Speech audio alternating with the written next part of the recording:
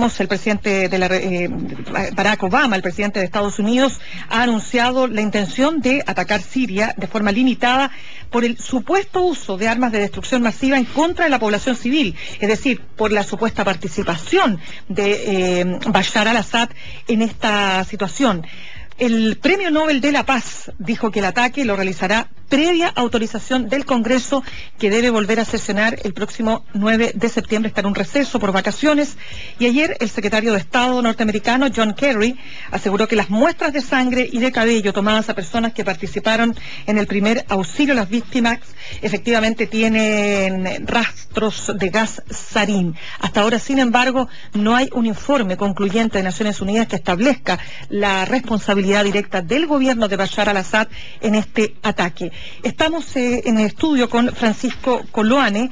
Él es analista internacional, estuvo hace algunas semanas en Siria, es director de Navegación e Ideas, una consultora que se ha especializado en desarrollo social y cultural, es sociólogo, fue funcionario de Naciones Unidas, en fin, es un hombre que sabe de conflictos armados y conoce muy detalladamente lo que está pasando en Siria, y por eso lo hemos invitado a este programa. Nuestro programa de mañana será otro día. Francisco, muchas gracias por venir esta mañana. Gracias.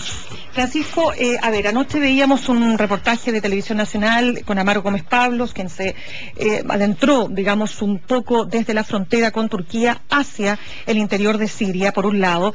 Hemos estado muy atentos a lo que pasa en distintos puntos del mundo respecto de si interviene o no interviene Estados Unidos. Vimos lo que pasó con Gran Bretaña, que le negó al primer ministro David Cameron la aprobación para poder intervenir. Sin embargo, un socialdemócrata como François Hollande está dispuesto a intervenir, etcétera. Yo quiero saber, a tu juicio, respecto de tu visión, ¿qué pasa si efectivamente Estados Unidos interviene en Siria? Bueno, para que pueda intervenir tiene que ser un objetivo muy específico. No solamente apoyar a los grupos rebeldes que están en tierra, que son la tropa que se opone al gobierno de Assad. Tiene que ser un objetivo que ellos han descartado, pero yo no me imagino que tenga otra función más que atacar al primer blanco, que es un concepto bélico muy importante, que ellos no lo usan, pero se conocen, los especialistas lo conocemos. Atacar al primer blanco significa atacar el núcleo estratégico esencial del enemigo para que no tenga reacción. Eso significa Bashar al-Assad y el entorno, y su comando estratégico militar. No entiendo un ataque preventivo o un ataque quirúrgico específico que vaya solamente a instalaciones militares o a cuerpos, a volúmenes de construcción. Perdona, para que se entienda, es como que alguien dijera, ataquemos la moneda. ¿Es como algo parecido? La moneda y el Comando Central de las Fuerzas Armadas. Perfecto. Ahora, Francisco, tú has estado, estamos con Francisco Coloane, analista internacional, tú has estado en Siria. Yo quiero saber, ¿cómo ves tú desde adentro lo que está pasando? Porque allí hay parecer ser dos mundos. El mundo que apoya a Bashar al-Assad y aquellos que señalan que Bashar al-Assad es un tirano y que ha sido el responsable de las más de 100.000 muertes que han ocurrido desde que estalló el conflicto en el 2011.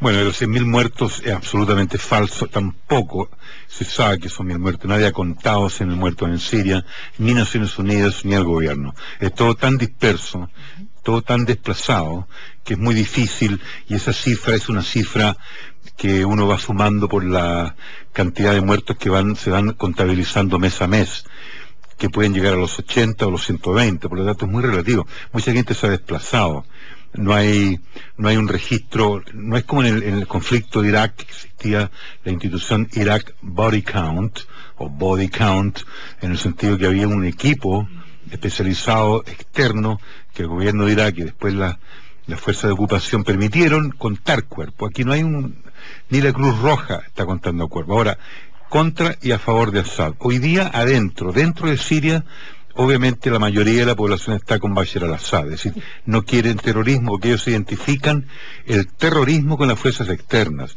identifican el terrorismo con Estados Unidos, con Israel, con Francia, con Gran Bretaña, con la Liga Árabe, y con los países que están inyectando particularmente este contingente de terroristas, que es lo que realmente ha fallado en el cálculo de la Alianza Transatlántica, es decir, Estados Unidos y Europa Occidental. Es decir, si ellos hubieran efectivamente calculado un ejército partido en dos, para llamarlo guerra civil, yo te creo, Mirna, que efectivamente esto es una lucha paritaria o una lucha que pueda decir es un Estado dentro de un Estado dividido, pero aquí no hay un Estado dividido porque un ejército haya traicionado en su conjunto, en su mitad, a Bashar al-Assad.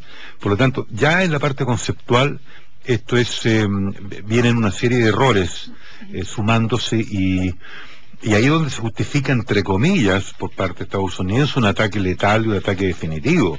No es un ataque chiquito, digamos, de darle una elección porque utilizando armas químicas supuestamente.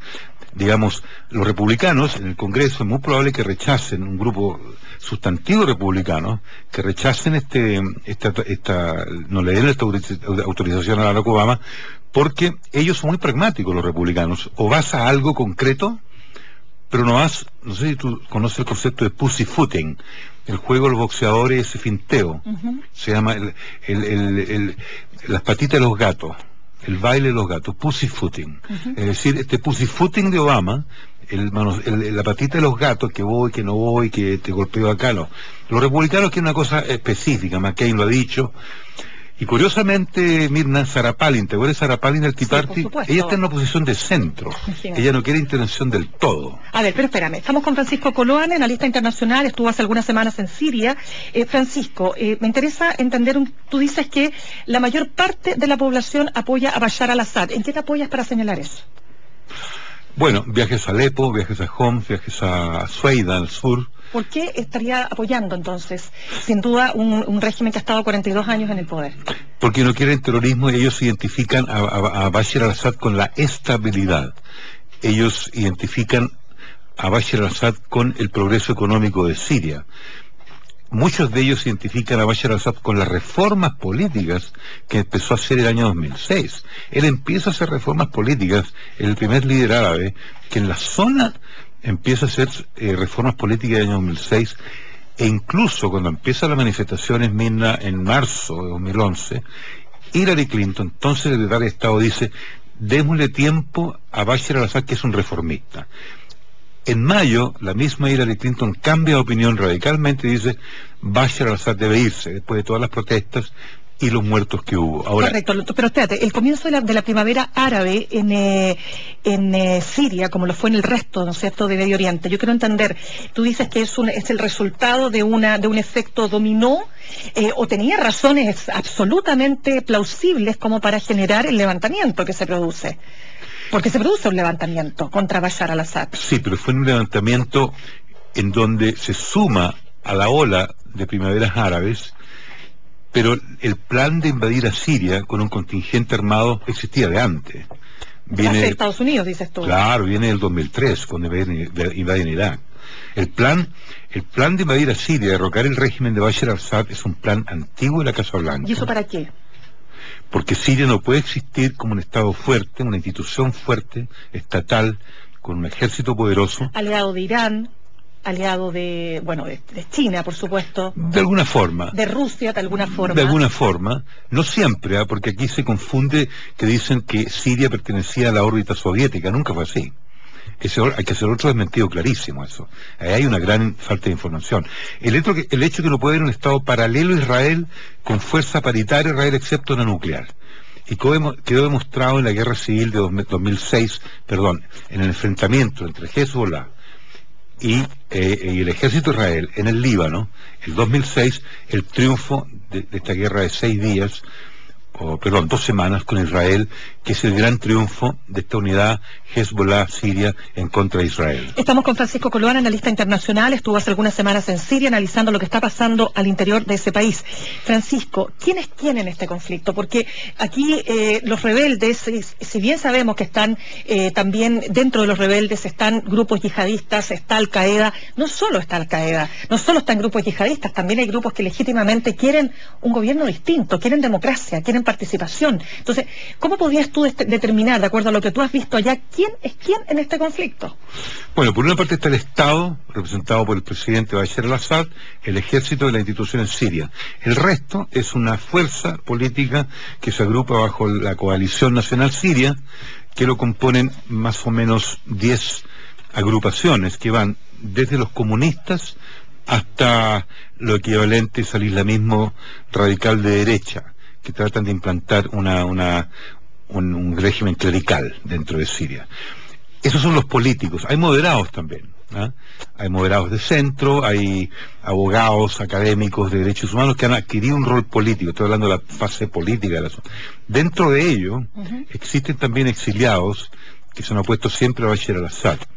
Ahora, no existe una formalización, ¿no es cierto?, de la integración de los grupos terroristas en esta coalición. Los grupos terroristas se expresan más que nada en el sector armado, en el sector bélico. Sin embargo, la hermandad musulmana forma parte de esta coalición, pero de forma muy subrepticia, porque ellos trabajan también en forma subrepticia. Tú dices de la coalición de oposición a Bashar al-Assad. La coalición Correcto. política, claro. Pero espérate, ¿es posible neutralizar estos grupos terroristas como yihadistas, Al-Qaeda, en fin? Porque claramente en un conflicto de las características y de la fuerza que ha adquirido este conflicto, es decir, hoy día, más allá de quién tiene la fuerza, quién tiene el poder, que sin duda todavía sigue estando en manos de Bashar al-Assad, aquí hay una situación que va a prolongarse en el tiempo y se va a ir redefiniendo. La pregunta es, ¿hasta qué punto crees tú que la oposición tiene formas de bloquear y neutralizar a los grupos terroristas? Imposible porque en un conflicto bélico, las características dispersas y fragmentadas de Siria, obviamente que la parte bélica tiene el protagonismo, y lamentablemente el protagonismo de la fuerza rebelde ha sido asumido por los terroristas, que tienen mucha potencia. Y esto quiero hacer un paréntesis muy chiquito. El terrorismo hay que visualizarlo como un consorcio de empresas subcontratadas. Y yo decía en forma de broma la otra vez, como Codelco. Codelco no puede solo, perdón, tiene que subcontratar. Y este es un tema inmenso, un tema que tiene la CIA, que tiene el Pentágono y fundamentalmente las fuerzas de inteligencia norteamericanas. Es decir, se dedicaron a subcontratar. Y este modelo de la subcontratación fue utilizado por Qatar y Saudi Arabia. Por lo tanto, la fuerza multinacional terrorista que hay, de yihadista, como tú bien dices, y de elementos de radicalismo islámico, es un negocio para desestabilizar estados. Ese es el tema grave que se expresa en Afganistán, Pakistán. Y correcto, y si siendo ellos enemigos también de Estados Unidos, es decir, Correcto. Estos yihadistas, Al-Qaeda, ¿de qué manera esta intervención, entre comillas, quirúrgica de Obama podría neutralizarlos? O sea, digamos que esa intervención no se vuelva en contra precisamente de los propios objetivos de Estados Unidos. Se puede volver ahora, pero ahí hay una pregunta que tiene que ver con inteligencia muy fina y muy profunda. El propósito es neutralizar Irán. El propósito es neutralizar Irán, y estas fuerzas yihadistas también pueden contribuir, ¿no es cierto?, a la desestabilización del gobierno de Irán, pero también pueden perfectamente, en forma de venganza, ¿no es cierto?, no se puede dejar de contemplar que van a atacar ciudades de Inglaterra, ciudades de Francia, ciudades de Estados Unidos, porque hay que entender, mira, que esto es la falla de un plan. Cuando tú fallas en un plan después de 2 años y medio y no hay recompensa, las fuerzas que tú contratas se transforman en una anarquía desesperada, porque por mucho que haya una subcontratación y ciertos pactos y tú pagues la acción terrorista, obviamente tú después le devuelves la mano a quien te contrató. Tú dices ¿el plan de quién? El plan de derribar a Bashar al-Assad. ¿Pero de parte de quién? De la Alianza Transatlántica, Estados Unidos. Claro. Espérame, estamos con Francisco Coloane en la lista internacional aquí en Mañana Será Otro Día de Radio Concierto. Francisco, quiero saber lo siguiente. Aquí ha habido, tú dices, no se sabe si son 100.000, si son 80.000, si son 120.000, pero el hecho concreto es que aquí hay una guerra terrible que ha costado miles y miles de víctimas. Yo quiero preguntarte, a ver, las bajas... Obviamente, por lo que uno, digamos, recibe, estoy de acuerdo que puede haber un filtro que se ponga, porque además no hay libertad de expresión, por lo tanto tampoco podemos saber, digamos, a ciencia cierta cómo está operando el proceso directamente. Pero la pregunta es, ¿qué responsabilidad tienen esas muertes Bashar al-Assad? Es compartida, tú no puedes responsabilizar exclusivamente a un régimen o a un gobierno de las muertes que ocurren en un territorio que está sometido a una guerra armada. En los bombardeos, por ejemplo, ¿de dónde vienen? Los bombardeos son mutuos. mutuos. Claro, es decir, los rebeldes tienen artillería pesada, ellos tienen obuses, tienen misiles que salen de hombros. ¿Pero cuál sería el sentido de un grupo rebelde de atacar una comunidad civil, un barrio? Toman la población Juan Antonio Ríos, ahí se instalan y ahí comienzan a disparar y los desplazados se van, la gente se va. Ese ha sido el patrón en Alepo y en Homs. Ellos toman barrios, llegan infiltrados por Turquía. Esta guerra civil, mira, no nace del interior de Siria.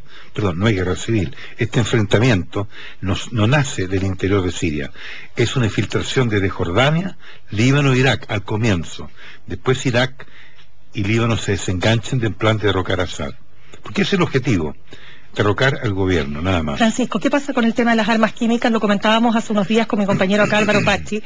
Decíamos, usar armas químicas desde la perspectiva del gobierno de Bashar al-Assad sería como dispararse a los pies. Exactamente. Por lo tanto, ¿cómo te explicas tú esto que sin duda hasta ahora no hay una prueba específica que diga que el gobierno de Bashar al-Assad aplicó armas químicas, pero tiene capacidad los rebeldes o sectores de los rebeldes de operar con armas químicas? Hay contratación. Los rusos han seguido por GPS y por Geospatial instrumentos geoespaciales el traslado de armas químicas de Jordania a Siria. Eso está comprobado, y de Turquía a Siria también. Y es muy fácil poner armas químicas en un cohete, en un obús, en un mortero. ¿Tiene las Naciones Unidas cómo determinar quién fue el responsable? Si esa misión hubiera completado su trabajo, que no lo completó, porque se quedó solamente una semana y tenía visa para 2 semanas, si realmente son serios, imparciales, perfectamente pueden sacar la conclusión abierta todavía de que ha habido uso de armas químicas por ambas partes. Ahora, el gobierno sirio niega terminantemente que en Ghouta por lo menos, que ellos tenían controlado todo ese sector donde aparecen las víctimas el día 21, era prácticamente imposible, como tú bien dijiste, dispararse en el pie. Ahora, Francisco Coloane, tú estuviste ahí, quiero que me cuentes lo que tú has visto. ¿En qué lugares has estado? ¿Cuál es la realidad que a ti te ha tocado ver? Porque no hay otro chileno, porque ayer veíamos el reportaje de Amaro, pero Amaro logró internarse unos pocos kilómetros, digamos, ¿no? Es decir, no deja de ser meritorio, pero en definitiva no entra al corazón. Yo quiero saber, tú que has estado en el corazón, ¿qué es lo que tú has visto?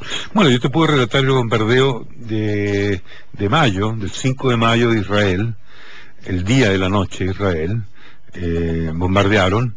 La gente no se asustó, no salió a las calles despavorida. El día siguiente era un día, no me lo van a creer los auditores, ni tú tampoco. Sí, estaban absolutamente tranquilos, porque ellos han estado acostumbrados a las incursiones de aviones de Israel en forma bastante frecuente. La gente va a las calles, hace su vida, escucha todos los obuses, los ruidos de morteros del alrededor de Damasco. Yo he ido a las periferias de Alepo, en zonas controladas por el ejército. Hay una gran devastación. He ido al sur, a Sueida, a la parte de Druz, que está muy tranquilo, controlada. Me he acercado a la zona de Tartus, que es la zona de la costa. Lo que yo observo siempre son puntos de control del ejército, con ruidos de artillería en los alrededores, y un ejército muy tranquilo controlando el paso de vehículos con los tacos acostumbrados en los controles. Ahora, cuando yo veo un ejército con tranquilidad, no con desesperación, caminando lento, usando los celulares, mirando tus papeles, no hay toque de queda, no hay estado de emergencia. Es decir, en ninguna parte hay un estado de emergencia. Hay recomendaciones, ni siquiera en Alepo hay un estado de emergencia. Digamos, la gente sabe perfectamente que hay una zona tomada por rebeldes y otra zona tomada por el ejército. Entonces, esto es una guerra muy fragmentada en base a desplazamientos en zonas rurales más que nada, y la mayor parte de las zonas urbanas están siendo controladas por el ejército sirio. Tú me preguntabas el tipo de enfrentamiento. Como yo te explicaba, el ejército sirio ha estado obligado a demoler casas en barrios, por ejemplo, suponte Ñuñoa, por ponerte un ejemplo extremo, o vamos a Recoleta, un poco más a la periferia. Tú tienes que aplanar con bulldozers para poder instalarte como una unidad militar y poder contrarrestar a los rebeldes o lo que sea, los guerrilleros que están a una distancia de 5 o 6 kilómetros, y ahí se produce la batalla. Ese mismo modelo, ¿no es cierto?, que está en los alrededores de Damasco, es posible trasladarlo a Alepo, a Homs. A veces hay incursiones aéreas cuando se concentran grupos de rebeldes y de guerrilleros, que, te repito, hay una cifra, se calcula que hay 50.000, mi cifra es 50.000 guerrilleros externos dentro de Siria. Es una multinacional de mercenarios mezclados con terroristas yihadistas, mezclados con una serie de, yo le llamo empresas subcontratistas, ¿no es cierto?, del terrorismo. Es decir, no es distinto a los carteles de la droga. Es decir, este es un negocio. Francisco, estamos con Francisco Coloane, analista internacional. Para cerrar, ya nos quedan muy poquitos minutos. Una sola pregunta para finalizar la entrevista. ¿Qué pasa si interviene Barack Obama? ¿Cuál es cuál es el panorama que se avisora, digamos, en lo inmediato? Si interviene con Tomahawk, que la única posibilidad de ser un ataque quirúrgico efectivo, que es el más probado y el más profundo en el sentido del grado de penetración en las unidades del ejército, sea armamentos, sea contingente. Tiene 20 metros de largo, entre 10 15 metros de longitud, y tiene una ojiva o una cabeza nuclear con uranio empobrecido. Es decir, si Obama, el gobierno de Estados Unidos, utiliza Tomahawk de la dimensión y del grado, dicen que los 4 destructores tienen alrededor de 150 Tomahawks. En Libia, para aniquilar el armamento y el ejército de Gaddafi, se usaron 300. La diferencia entre el armamento y el arsenal y el ejército libio y sirio es 1 a 5 en potencial y en volumen y en grado de combate. Por lo tanto, tú te imaginarás, ya los cruceros creo que están armados con 200, pero van a necesitar 1000, por lo menos. Es un desastre. Es un desastre. Es decir, ese es un signo de interrogación inmenso de cuál va a ser la batería bélica, ¿no es cierto?, que van a utilizar. Hay una fuerza especial en Jordania, se calcula esas cifras nunca son ciertas, dice que son 1000, pueden ser hasta 5000 de tropas norteamericanas preparadas como fuerzas especiales para apoyar a los rebeldes. Por lo tanto, lo que yo, del punto de vista bélico, es una amenaza en términos de decir, bueno, aquí estamos presentes los norteamericanos, estamos en contra del tema de las armas químicas, con pruebas o sin pruebas. Y en segundo lugar, ver qué es lo que sucede como hecho político, si efectivamente va a haber una ofensiva rebelde y se experimenta un desgaste en el ejército sirio después de estas incursiones por cohete. Yo no creo que vaya a haber bombardeos con aviones a mansalva, ¿no? Puede que hayan 2 o 3 incursiones, pero yo dudo que se sume, porque esa es la única posibilidad que salgan de Turquía. Hay aviones en Jordania, no creo que la Fuerza Aérea Jordana lo haga, porque eso sería un desastre. Fuerza Aérea Norteamericana sí, Fuerza de Israel, mala señal, pésima señal. Aliarse con Estados Unidos en forma conjunta para atacar un país árabe, esos son cálculos políticos que tienen que estar haciéndose en la Casa Blanca, en el Congreso, en forma muy delicada, no pueden ser desprolijos, y tienen que pensar el efecto político y el efecto humanitario de lanzar ese tipo de armamento que tienen un uranio empobrecido. Muy bien, Francisco Coloane, analista internacional, muchísimas gracias por habernos acompañado esta mañana. Bueno, espero haber sido útil. De todas maneras, gracias. No te muevas de la 88.5. Sarín. Hasta ahora, sin embargo, no hay un informe concluyente de Naciones Unidas que establezca la responsabilidad directa del gobierno de Bashar al-Assad en este ataque. Estamos en el estudio con Francisco Coloane. Él es analista internacional, estuvo hace algunas semanas en Siria, es director de Navegación e Ideas, una consultora que se ha especializado en desarrollo social y cultural, es sociólogo, fue funcionario de Naciones Unidas, en fin, es un hombre que sabe de conflictos armados y que conoce muy detalladamente lo que está pasando en Siria, y por eso lo hemos invitado a este programa. Nuestro programa de mañana será otro día. Francisco, muchas gracias por venir esta mañana. Gracias. Francisco, anoche veíamos El presidente Barack Obama, el presidente de Estados Unidos, ha anunciado la intención de atacar Siria de forma limitada por el supuesto uso de armas de destrucción masiva en contra de la población civil, es decir, por la supuesta participación de Bashar al-Assad en esta situación. El Premio Nobel de la Paz dijo que el ataque lo realizará previa autorización del Congreso, que debe volver a sesionar el próximo 9 de septiembre, está en un receso por vacaciones.